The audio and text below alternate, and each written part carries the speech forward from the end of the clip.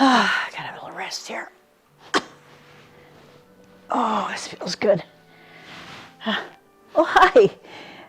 Hi, this is Doreen Velin on Process Art Discovery.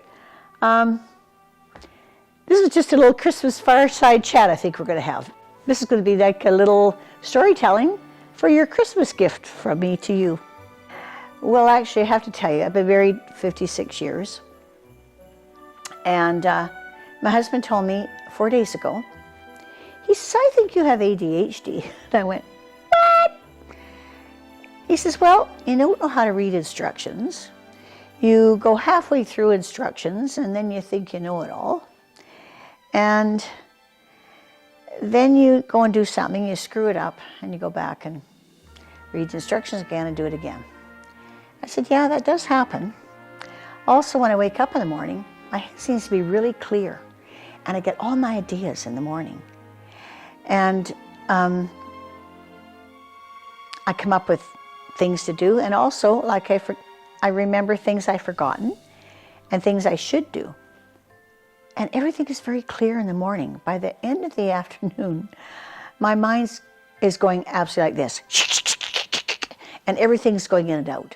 And I thought, oh my God, I'm just like in a frenzy. So maybe if that's ADHD, I've got it. Yeah. So I'm not sure, but I'm working on it. So that's a new thing to worry about and think about this year, which is good. And another thing that we did this year was really, I think, very, very nice. My husband and I took our grandchildren on a grad tour back east, and we went on an art walk. And because I'm a gypsy, we went on a gypsy art walk. So you'll see those videos on YouTube, but they're kind of cool. Did some crazy stuff with them and gave them some education on Canadian history. So, but I did learn one thing about grandchildren. They don't have the same interests as we do. So it's not like going to a nice restaurant and having a nice meal. No, it's having poutine, it's having fries, and it's having ice cream cones that cost $15. And it's like running and up and down the hills. It's like going on rides and being entertained, and more food, more ice cream cones. It's not my style, and they ran me ragged, just ragged. And so I found out that traveling with your grandchildren, it's a great idea. We want to do it with all of our grandchildren after they graduate, so that we catch them before they retire, not retire, but before they go on with their life, and do something special with them. But it is a sacrifice, I'll tell you right now. I mean, they're not like us. I mean, we have completely different likes and dislikes. So I learned a lot about that this year, and I learned about our grandchildren. I learned about them.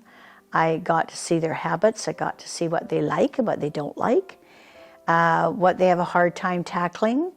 I was able to help them, educate them with different bit of history of our country, and take them into art galleries and have them appreciate art.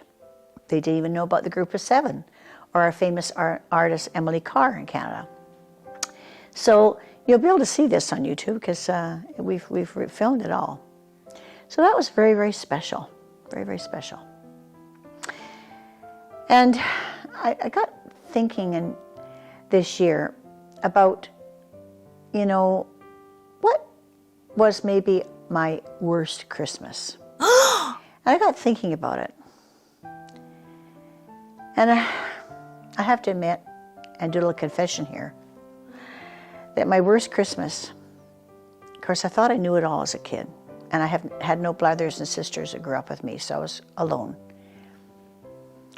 And I thought I'd be really smart, and I thought I'd sneak down and open up the gifts. I kept a little alarm clock. I think I must have had an alarm clock in my bed or something. So when my parents were asleep, I woke up and I went downstairs and sat under the tree, had a flashlight, and I quietly, stealthily opened up my gifts. And I thought I was being really smart. So I did find out what my gifts were. Then I went back to bed and I went to sleep. Christmas morning, I had noticed I wake up. They kept saying, Doreen, Doreen, it's Christmas morning. Come on, get up. Want to see your Christmas presents? Don't you want to see your Christmas presents? Yeah, right. No thrill there.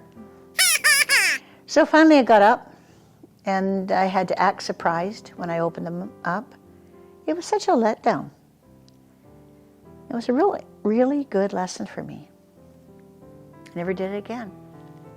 Never again. But, you know, there was a lot of good Christmases. And actually having a hard time even thinking of one. Because I think we tend to think of the bad ones over the good ones. And isn't that sad that we do that? And I'm an optimist, but I find that very sad. That's, you know, I remember going snowmobiling. That was fun.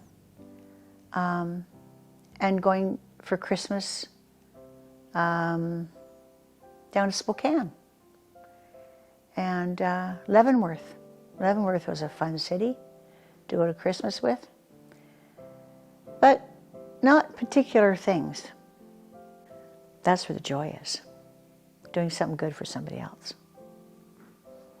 That's joy. And that's Christmas every single day. Thank you.